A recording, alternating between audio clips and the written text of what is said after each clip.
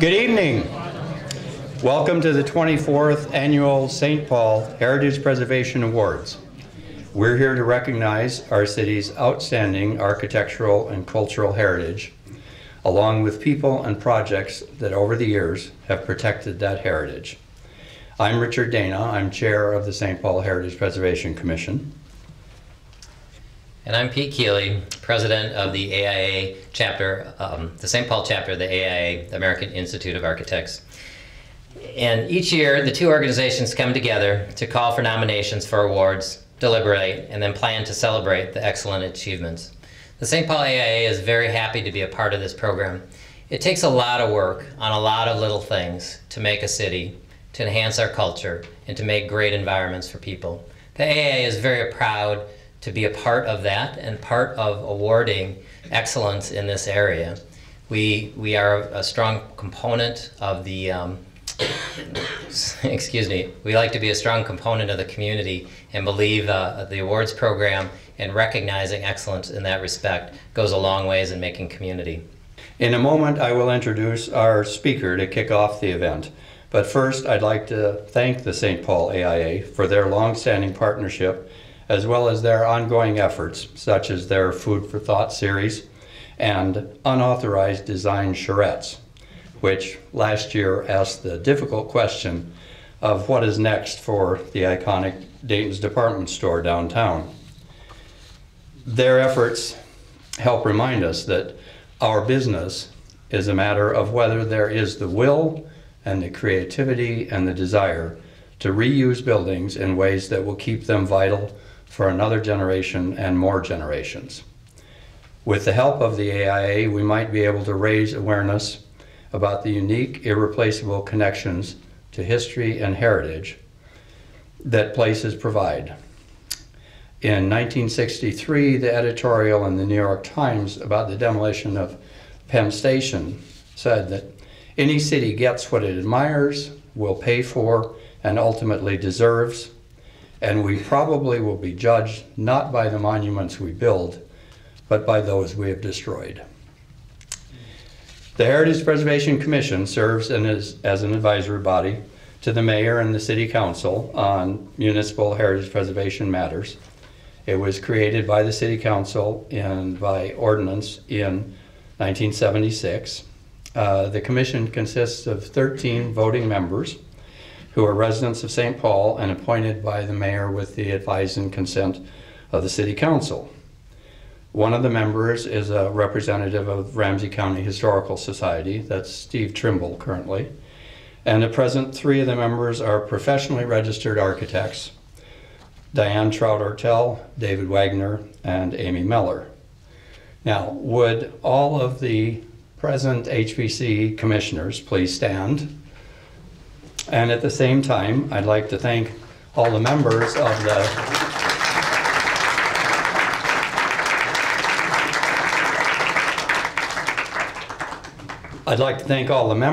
the AIA who are here, and would they please stand? And then I'd also especially like to, I know there are AIA members here.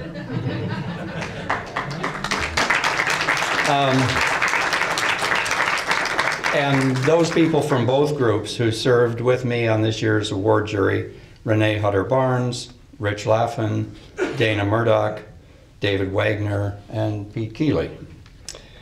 We're all supported in these efforts by our amazing staffs. Mary Larkin and Angie McKinley at AIA, and Amy Spong and Christine Bulwer and Bill Dermody in PED, and interns Renee Cohen and John Beatty. Will all of you stand and accept our thanks?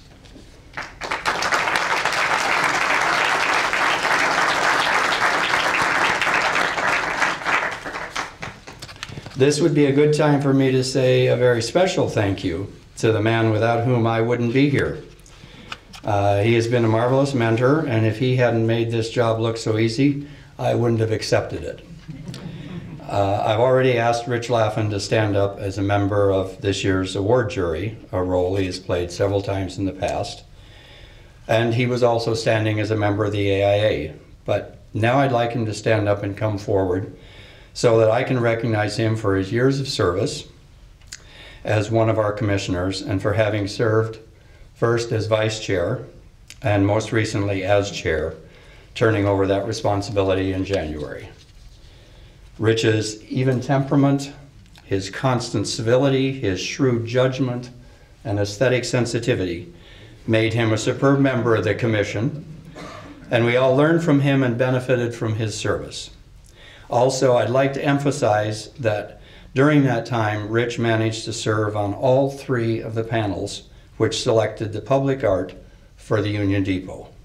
He has indeed worn many hats in his service to the community. Thank you, Rich. Thank you, Richard.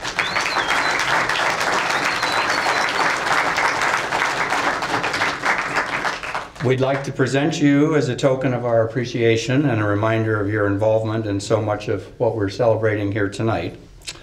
One of the prints by Adam Turman, which was the limited edition commissioned for the opening of the Union Depot. And we'd also like you to have Oh my. Wow. a copy of the Historic Structures Report on the Union Depot. If you hold that up, the report itself was given an award at this event several years ago. It's not for sale. At any price. At any price, but that your peers at Hamel Green and Abramson Architects donated that copy for a presentation to you. Oh, well, thank So, you. thank you very much, Yeah. Rich.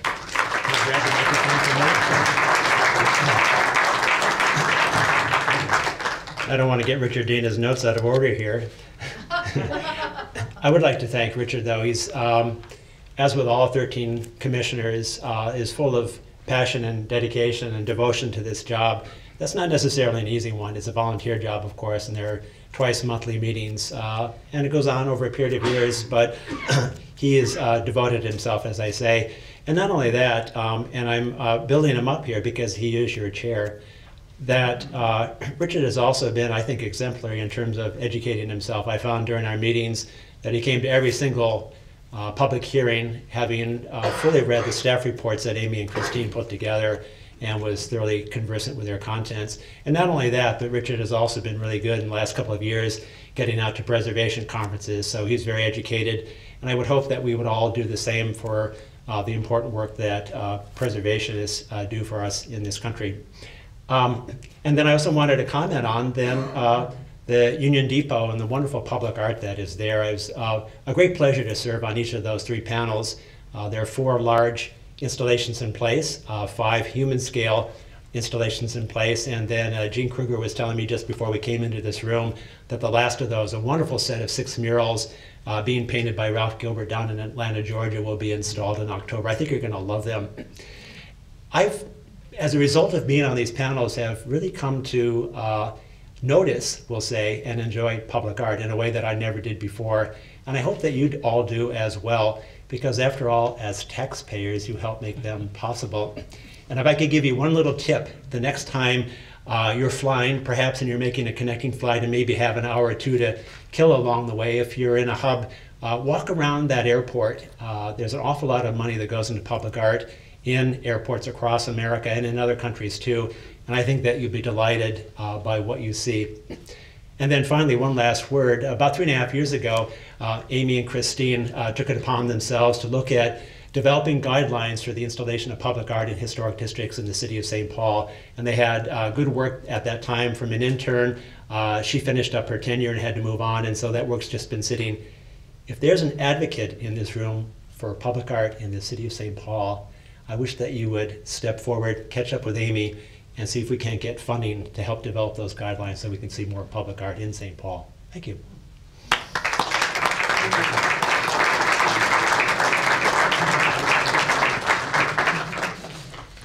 It is my pleasure now to introduce Ramsey County Commissioner Rafael Ortega, who later on in the evening will be accepting an award as chair of the Ramsey County Regional Railroad Authority. Talk about wearing a lot of hats. Commissioner Ortega has been a Ramsey County resident for more than 30 years, starting here as a graduate student at the university, becoming a frontline social worker, then the outreach director for the Minnesota Council of Churches, and then the driving force behind the social service agency CLUES. He's been elected to the Ramsey County Board 5 times, most recently in 2010, and served as its chair. A man committed to serving his community and making it a better place for all of us to live. Welcome, Commissioner Ortega.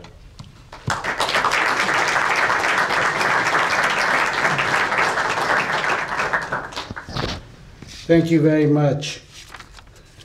Quite frankly, this is my kind of event. You could bring the wine in with you.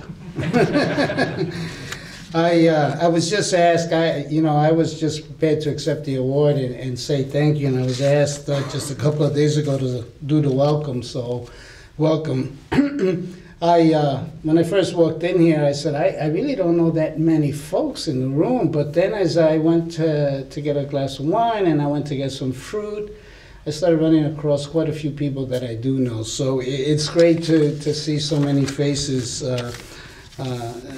in an area that I really, I love old buildings, and I was a history major at Fulham University, and I always like to learn about the history. When I first came to St. Paul, I took a tour of the entire city downtown, all the buildings, Pioneer Press, it all comes to me. I went into Landmark for the first time.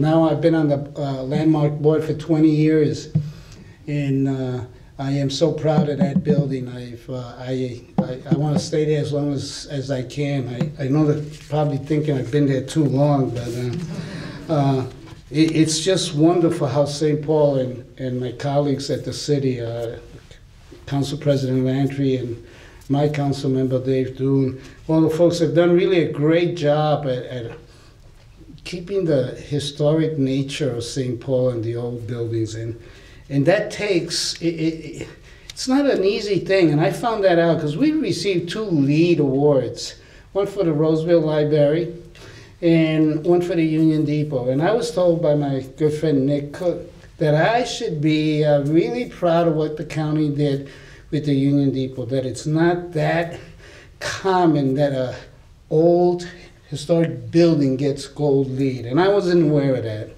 I just know that I fell in love with a building.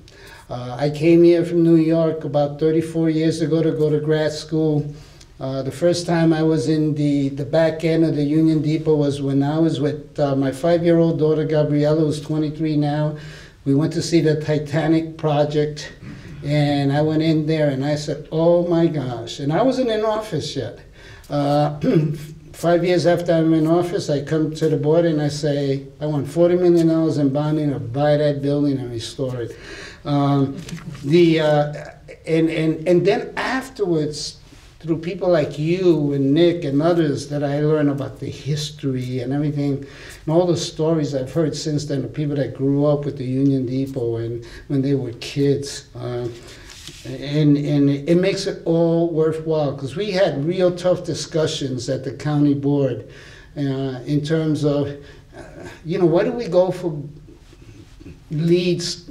That's just we're paying a lot of money for just a plaque on the wall.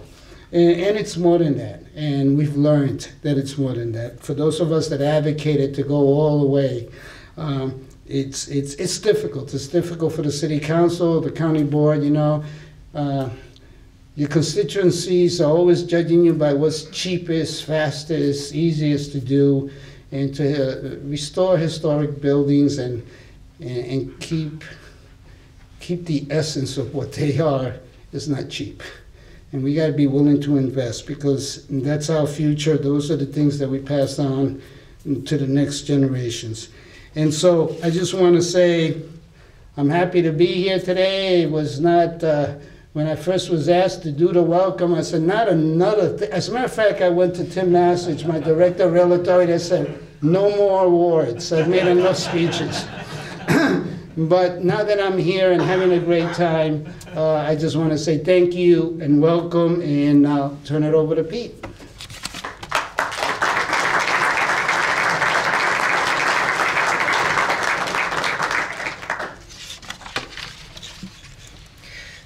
Tonight we are honoring 6 of the most noteworthy contributions to heritage preservation in the past couple of years. These are contributions that embody the many values of preservation, values that strengthen our sense of history, spur investment and jobs in our community, and keep buildings from our landfills. These 6, however, are particularly strong examples of what we can do to preserve St. Paul's history and heritage. The awards fall into 5 categories. Awards for restoration are reserved for projects that bring buildings back to a specific time in their history, often but not always near the time of initial construction. Awards for adaptive reuse and rehabilitation require the preservation of significant historic features, but allow alterations to accommodate a new use or changing human requirements. A stewardship award recognizes outstanding efforts towards the long-term maintenance and preservation of a historic property. An award for cultural heritage goes to a project, organization, or individual making a significant contribution to the recognition of the city's cultural heritage. Finally, we recognize organizations or individuals that have made an impact on preservation in St. Paul. Tonight, we ask the award recipients to come forward as their names are read by the presenters and come up to the front where an award or certificate will be presented, and then line up over here to my right in front of the screen until all the recipients for the projects are announced. After the awards are announced for a specific project, we invite any of the recipients who wish to talk about their role in the project, to say a few words about the project, to do so using the microphone here at the podium. We'll start off the presentation tonight with the Restoration Award, and I ask Council Member Dave Thune to come forward and present the award. Thank you. You know, before everybody gets up here, I wanted to pre-digress for a second. Raphael, you mentioned so this is more than just a plaque. I was thinking back about 3 or 4 awards ago. Years ago, there was an award being given to Dominium Corporation for doing the Carlton Lofts, and I heard them talk about it and stuff, and they left, and I skipped out of the award ceremony and ran them down in the street and begged them to go look at the old Schmidt Brewery, and which they subsequently bought, and is well underway to being restored and full of people, teeming with people. Which also, I should add, the Schmidt Brewery was saved from becoming a parking lot by its designation on the city register. So this is a dynamic group and a dynamic advocacy that we're all working towards. So I should have got my glasses out when I started talking. I wasn't even supposed to do that, but I had to. Designed in 1914 by Ralph Adams Cram, House of Hope Presbyterian Church is a beautiful example of a Gothic revival style and a prominent feature of Summit Avenue. The church and its 1959 edition were in need of major restoration, and the congregation committed to undertaking the work, ultimately costing about $3.2 million, which is big even in the city's scheme of things. The work included the removal of the existing slate roof and replacing it with a new slate roof to match the existing pattern, gradation, and color. In addition to slate replacement, new copper flashings throughout the church were fabricated and replicated. The most visible and impressive aspect of the project was the complete restoration of the original bell tower. More than 1,200 stones, backed with Chaska walls and interior piers, make up the 150-foot-high bell tower, with its 2 decorative pinnacles, each rising 36 feet.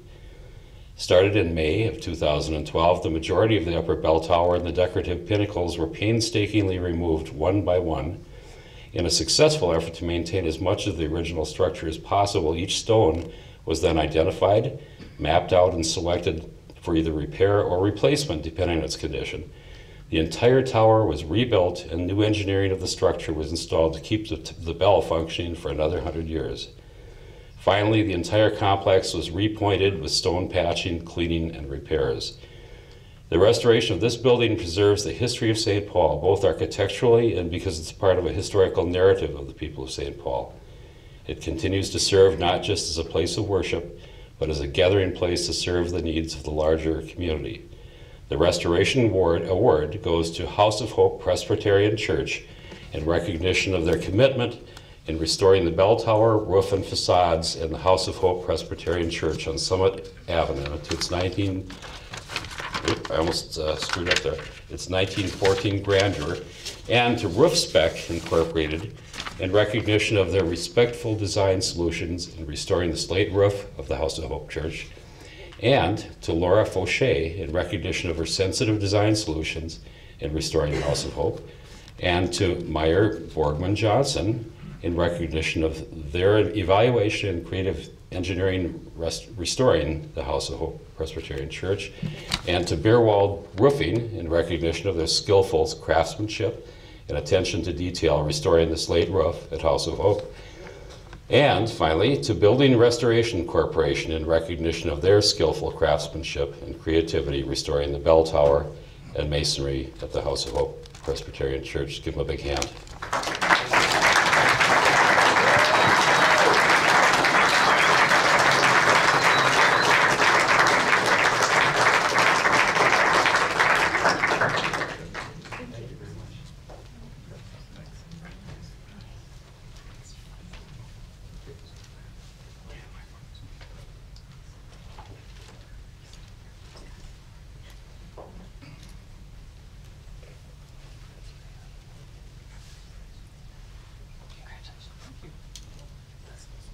Yeah, that's right.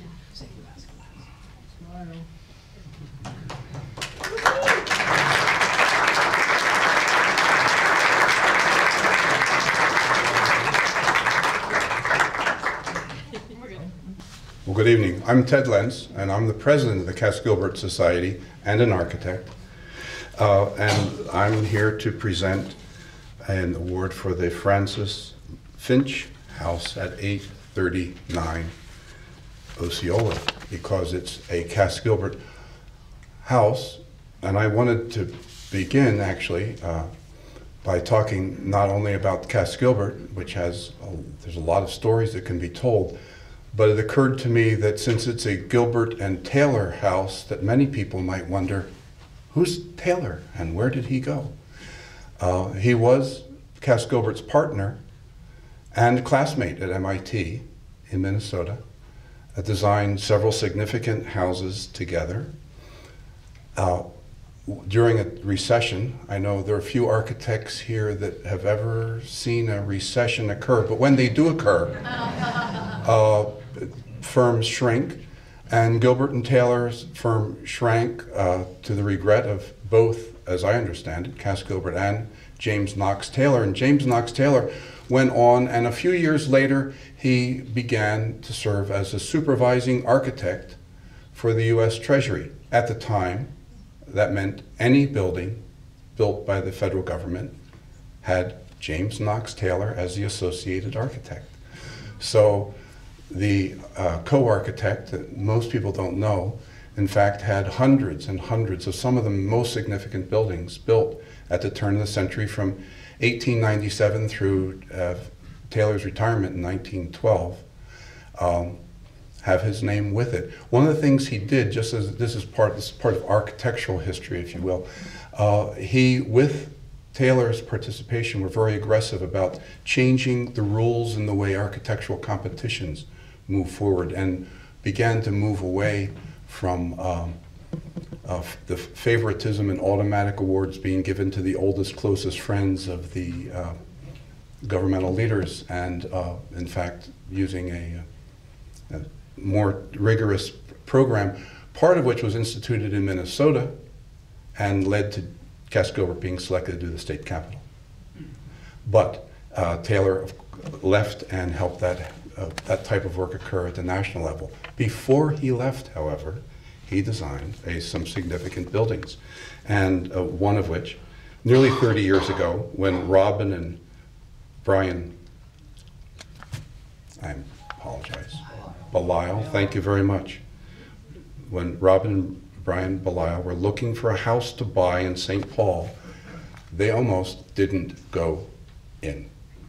There had no curb, this house had no curb appeal. The 1890 Francis M. Finch house, designed by Gilbert and Taylor, a shingle-style residence, had, in fact, suffered from significant and inappropriate remodelings, both on the exterior and the interior, inside and out.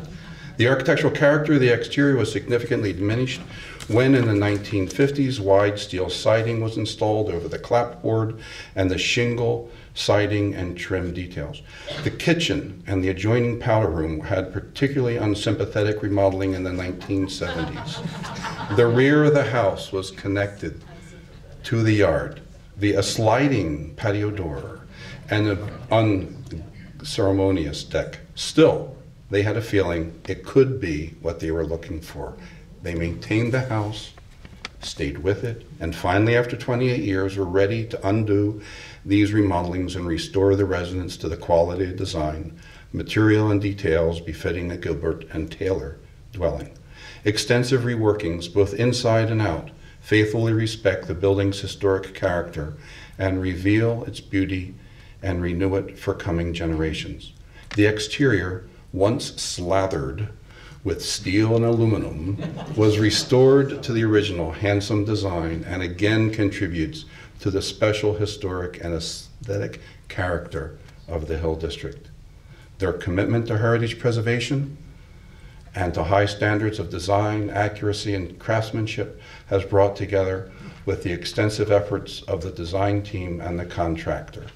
This year's Stewardship Award goes to Brian and Robin Belisle in recognition of their 30-year commitment and stewardship efforts, ensuring that the Francis M. Finch House at 839 Osceola remain a valued landscape designed by Gilbert and Taylor, and to David Hyde Design Studio in recognition of their respectful design solutions, and to Next Level Renovation in recognition of their quality craftsmanship, ensuring the Francis M. Finch House at 839 Osceola remains a valued Gilbert and Taylor designed landmark.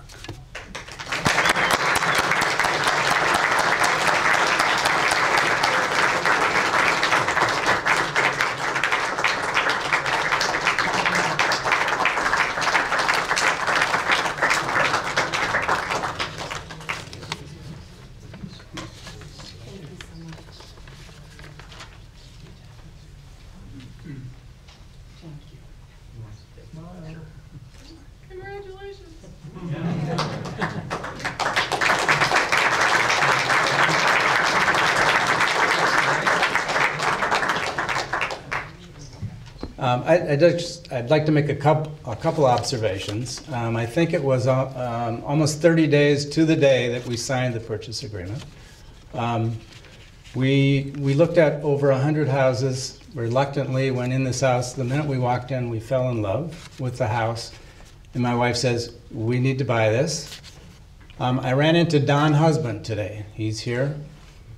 Don helped me finance the purchase of that house. He was a mortgage banker. Without Don's help, I was a young attorney. I don't think I would have been able to swing it without his help.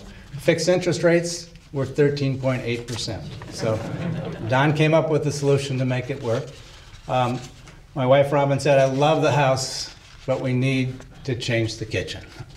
So took a little while. We raised 4 kids, Catholic education, and the like. So it did take a while. But without David's help, we would not have had the vision, and without Nathan's help at Next Level, we would not have been able to pull this off. Mr. Budget got in the way a couple times, but without the teamwork, we would not. And I had to write the checks, so I did a little bit of work, and painted a few things. But so I'd like to thank everybody. I fell in love with the neighborhood in 1977. I'm a farm kid from Wisconsin, went to school in Los Angeles and came back here to practice law. Spent the summer of '77 at 940 Goodrich. Fell in love with the neighborhood, and ultimately we came back and bought the house. It's a beautiful, St. Paul's a beautiful neighborhood with a lot of renovation.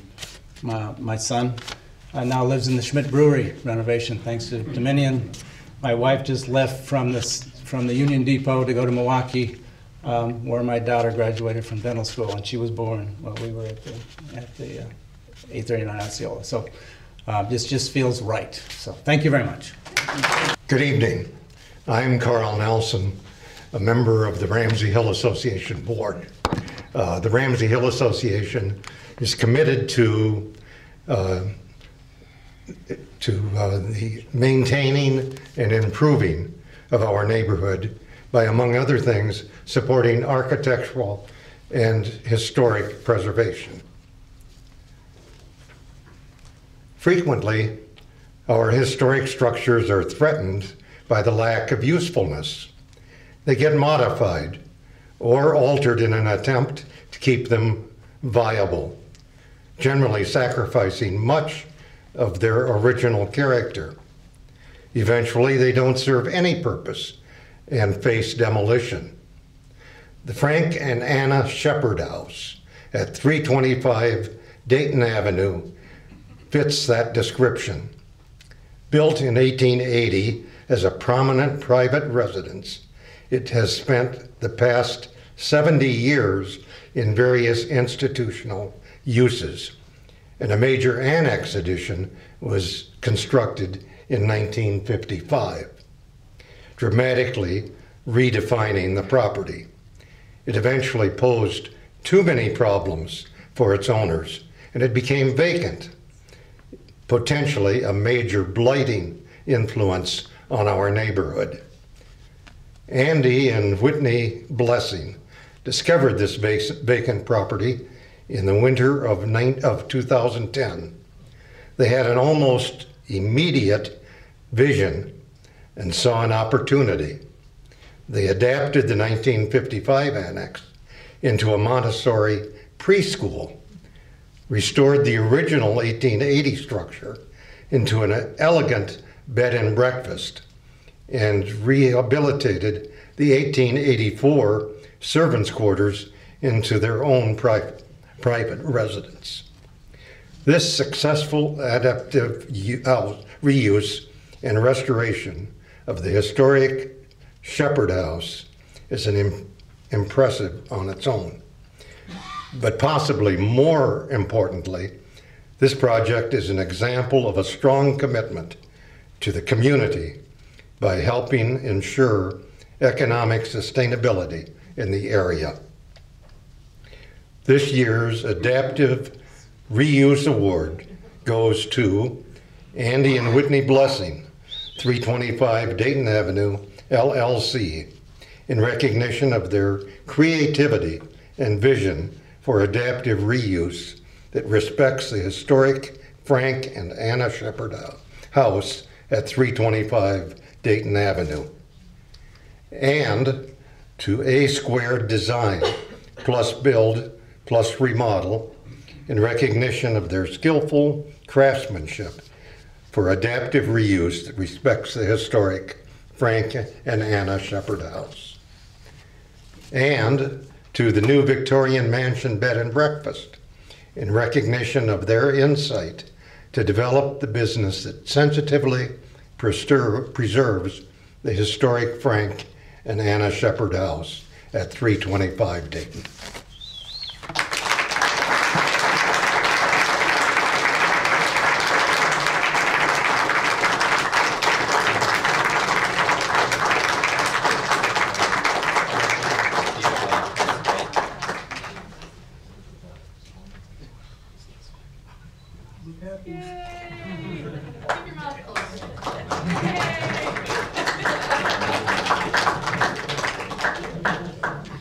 I'm going to add one additional note because I think it's kind of amazing, but A Squared, which is also Andy's company, did the renovation work as well. So they actually get 3 awards, owner, business, and contractor. So pretty impressive.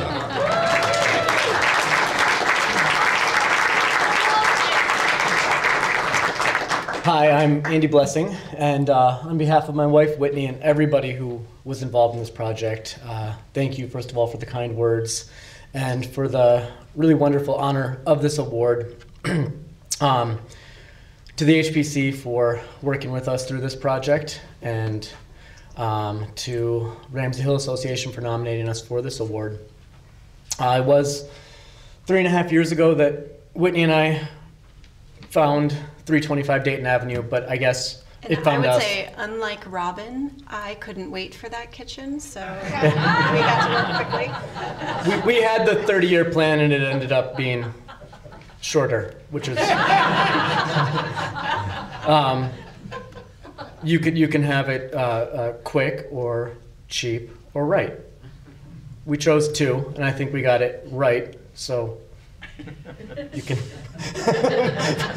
But when we found the property, or it really found us, I think what we realized is this opportunity to do something that was able to give back to the community, and where we were able to really feel part of the community, and that was really, really special for us. And we've gotten such great just support from everybody. So again, thank you very much.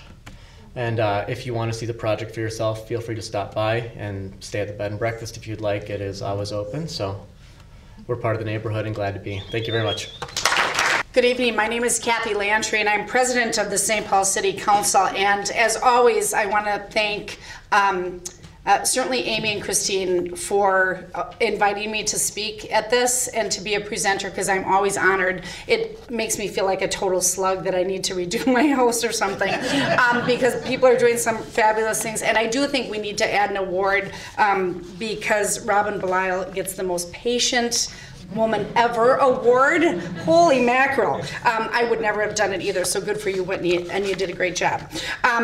So most people who know me know that I very seldom will read a speech. However, this one is sort of close to my heart, and when I read the words that were written out by the staff, it really captured sort of I think the elevation of this award. So I'm going to read it as it's written, because I think it's perfect. So I am presenting the Professional Volunteer Award. It is an honor and a privilege to recognize an individual whose tireless advocacy for preservation has had such an impact on our city, and especially on the Dayton's Bluff neighborhood. In addition to her noteworthy accomplishments serving her community through the Dayton's Bluff Community Council, Karin DuPaul's work in preservation is evident throughout the neighborhood. Karin's deep passion for history and preservation led to the creation of the Dayton's Bluff Historic District. She has worked to preserve historic structures, collect oral histories and old photos of the neighborhood, and educate others about the history through calendars, brochures, and neighborhood walks. She has spearheaded efforts to promote preservation of the historic housing stock by organizing tours of vacant homes and advocating for their reuse. She was a founding member of the association which purchased and restored several buildings in the neighborhood, including the Stutzman Building. One of Karin's most visible preservation efforts has also been to save the former Ham's Brewery buildings, and the site is being redeveloped as a direct result, and I would say tireless advocacy that I had to go a little off script, because Karin is a force that you never want to go up against, and so the changes that are happening at Ham's Brewery are because of Karin, and the list could go on and on. This year's Professional and Volunteer Award for an individual goes to Karin DuPaul in recognition of her longtime commitment, passion, and advocacy for historic preservation on St. Paul's East Side, especially for the Dayton's Bluff Historic District. Karin.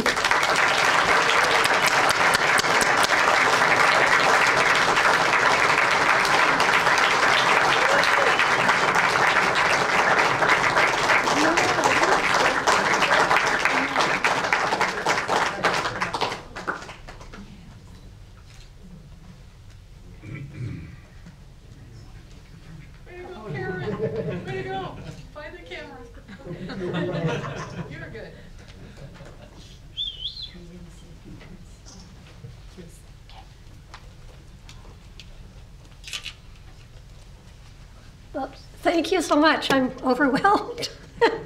I thought when I got the email from Amy that said that they wanted to, that I should come to this, and I thought, what does this mean? I wasn't sure.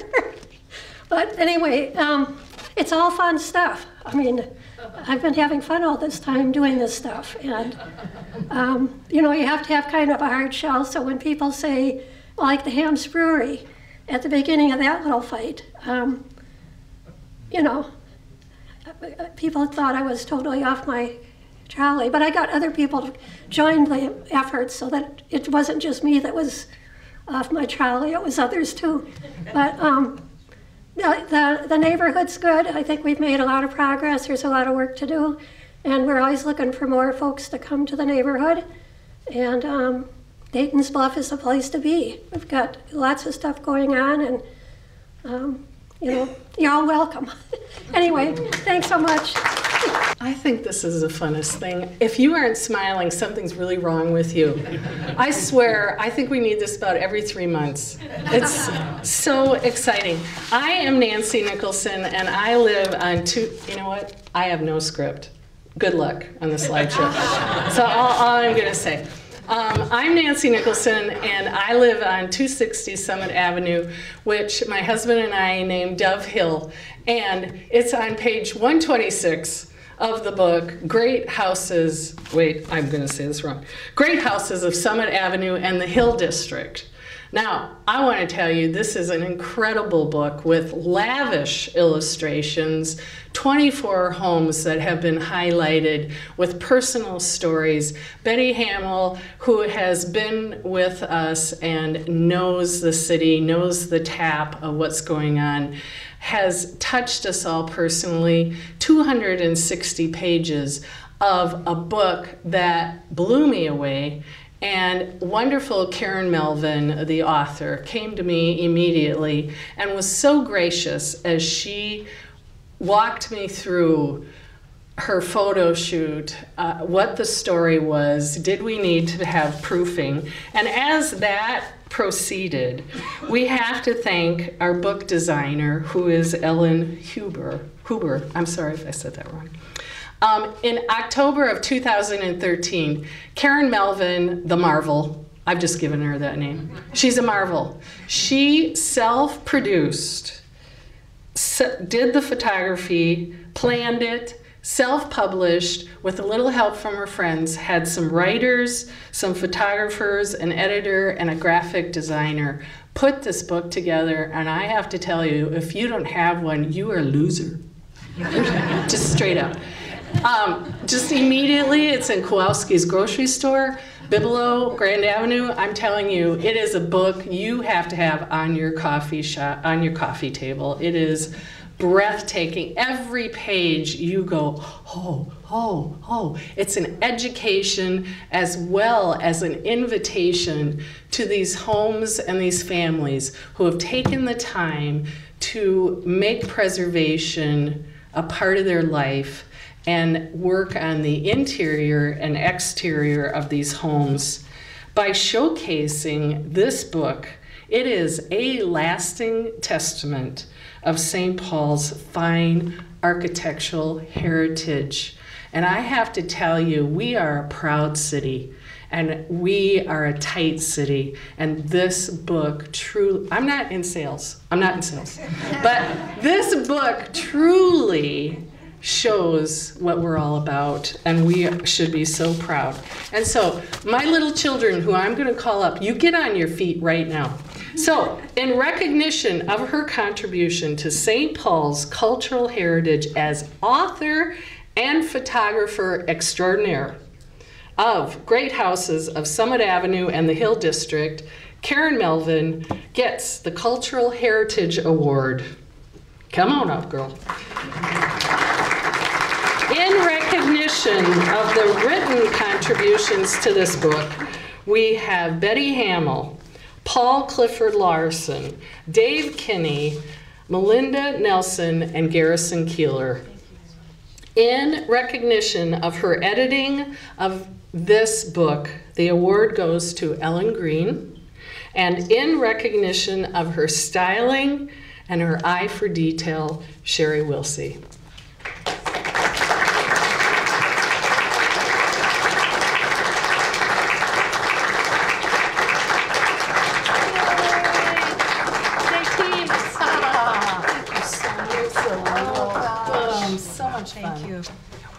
Nancy, thank you so much for the beautiful introduction.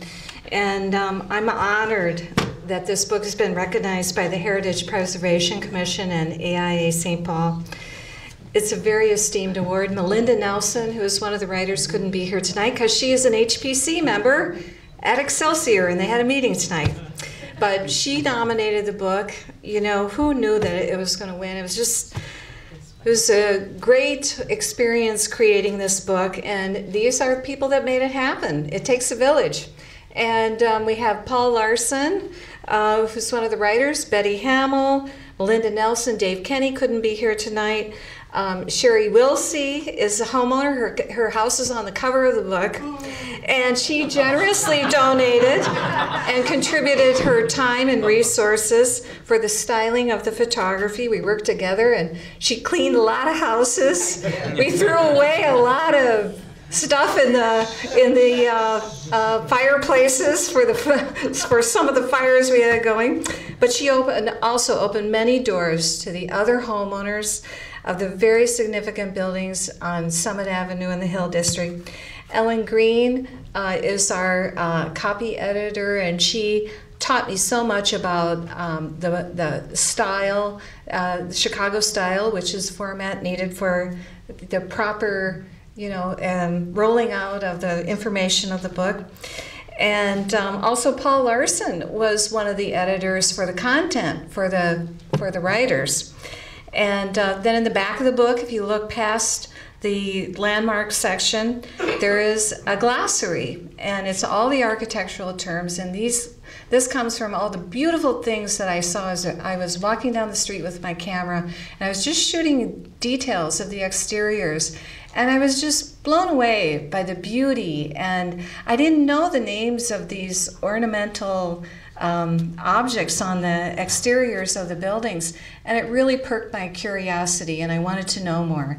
And so that kind of stimulated the whole book. And also Garrison Keeler contributed the foreword to the book. I mean, how cool is that? And he very willingly opened the doors to his house to be in the book.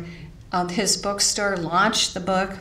And also Patricia Hampel, who her house is in the book, and she contributed a poem called St. Paul Walking, and it's a beautiful poem about walking through historic Summit Avenue. But the book is not a book unless there is content, and there wouldn't be content unless the 24 homeowners who are in the book agreed to be in the book. And they allowed us into their inner sanctum to show the world all the beautiful detailing and architecture that St. Paul has to offer. And I love photography, I love creating, and I think that if you can create a jaw-dropping moment through photography, you can inform. And throughout this book, there were just so many jaw-dropping moments in the story of St. Paul. And it inspired me to keep going and to let the story just take me where it will. And I think, again, I realized this by shooting the details. And St. Paul just has extraordinary beauty. And this was first created by the European immigrant builders, and then scores of classically trained architects and artists came to St. Paul in the 1860s, 70s, 80s. And I was just curious about this beauty and inspiration, and I wanted to know more. And so the book is the result of that. And, along the way, Preservation Alliance Minnesota helped by being my fiscal agent. And Richard Lokenskard, who is a friend of mine, filmed me at Sherry's house, edited a clip for which we posted on GiveMN, which is still active if anybody wants to give. We're still, we're going to be in our second printing. We've already sold 6,000 copies of the book in just this short time since the end of October. And the book has gone on to win 2 regional publishing awards, the Midwest Awards, which were just last week, Wednesday. And I'm proud to say that I'll be picking up in New York next week at BEA, which is the Book Expo America Conference. I'll be picking up 6 more national awards for the book. And so I'm very, very excited about that. And we're now launching our second print run of the book. But during one of the book signings, a family friend of ours, Dee Nelson, came up to me and she spoke directly to my heart. And just to give you a glimpse of Dee's life, she is a 97-year young poet from River Falls, Wisconsin, and she meets once a week with a group of women friends, and they don't sit there and complain of their ailments and their health, but they discuss life's bigger issues, like why are we here, and what is our journey about? So with her 97-year-old dear crystalline eyes, she came up to me, looked at me, grabbed my hand, and reminded me that it is important work that I am doing, and to show the world the beauty that is all around us in our everyday life. And so I celebrate with all of you for the remarkable achievements that the architects of the Victorian era have given us to enjoy, and for the spirit of preservation that vibrantly exists and is nurtured in St. Paul. This has allowed us to learn and appreciate these very, very beautiful, remarkable homes. Thank you very, very much.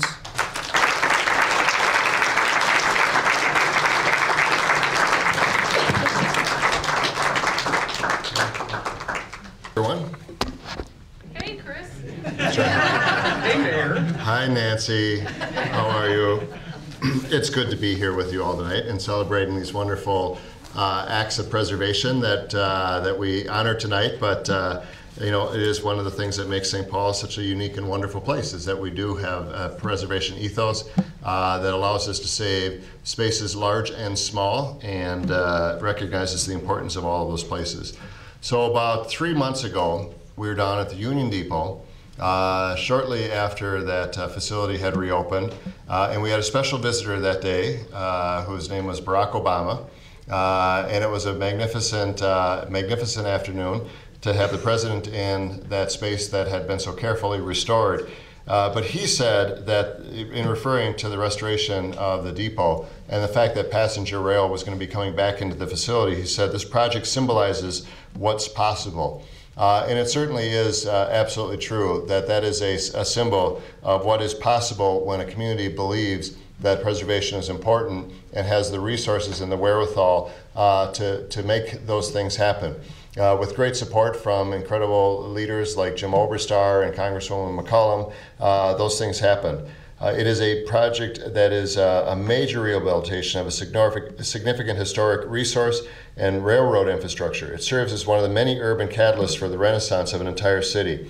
We saw that happening with 1,000 people down at the depot last week for the Riverfront Dinner Corporation, and what a great way to show off that facility.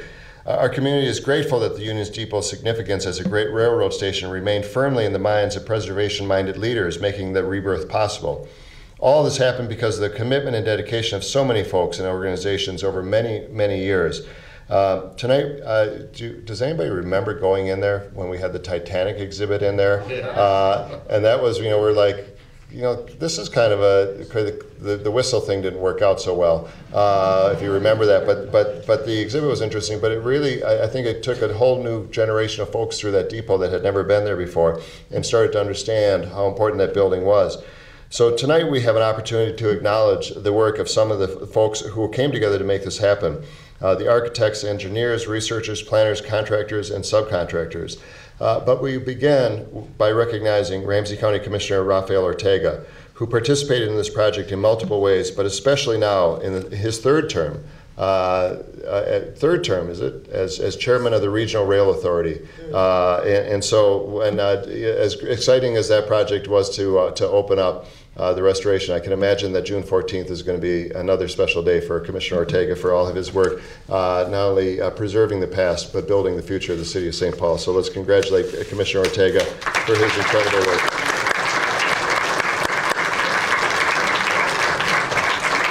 So the Rehabilitation Award of the evening goes to the Ramsey County Regional Rail Authority in recognition of their courage and commitment in developing St. Paul's Union Depot, ensuring a sensitive rehabilitation into a multimodal transit hub. Congratulations. To the HGA architects and engineers in recognition of their design solutions and leadership for St. Paul's Union Depot. To Beyer, Blinder, Bell architects and planners in recognition of their research and design solutions for St. Paul's Union Depot. To URS in recognition of their evaluation and creative engineering solutions for the depot. To Morton's in construction in recognition of their management and construction expertise, ensuring St. Paul's Depot remained a landmark for future generation and travelers. To Lucan Architect in recognition of their design solutions for the depot. And to RRTL Architects for their design solutions for the depot. So congratulations to everyone that played a role in the renaissance of this magnificent building.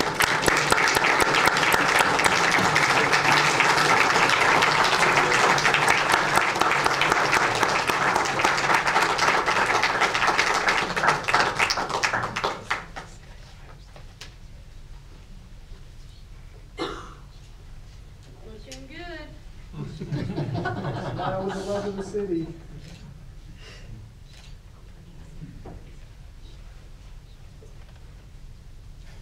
Words? Any words?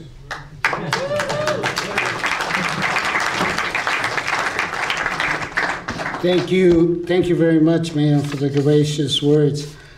You know, really having these folks up here, I just want to tell you a little something. Every time I used to go into the Union Depot, these folks would be all over the place.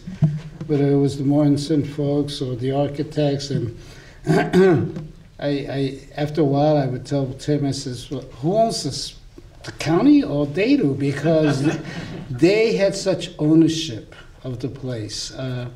It was their house that they were building, and we could see that. When we walked away, I said, I feel good about that. This is going to come out all right. I mean, it was just there with all the workers working on that. I mean, they were very protective of what they were doing, and you did a fantastic job. And I want to thank you. It is a beautiful place. We've done everything we could to bring it back to opening day when it was first built, down to the paint color and so forth.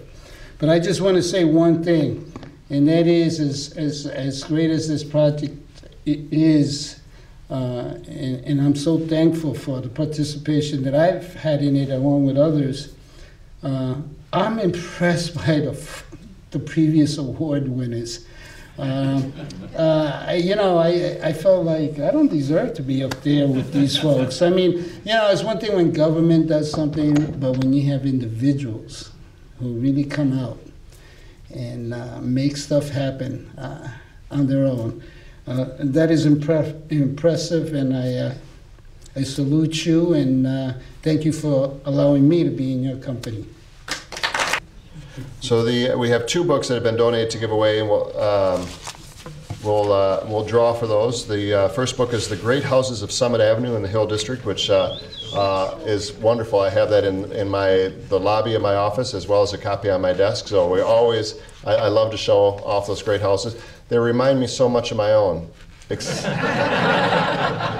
the sense that there's a roof and a door. But so when we. They're all tied together. Oh, those are all blank. And the winner is blank. Blank. Okay, we'll get rid of those. I think it's already. Yeah, that's right. Yeah, exactly. Pick a name of choice. All right. David Cross.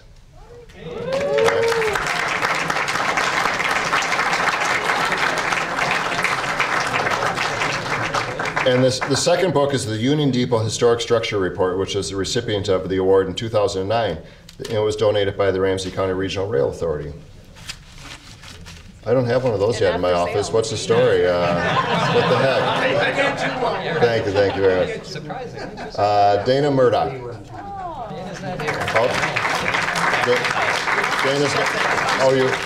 Sorry, you have to be present to win. Don't you think? Yeah. I think you gotta be present. Otherwise, you got shipping costs. You got all kinds of things. Angela DuPaul.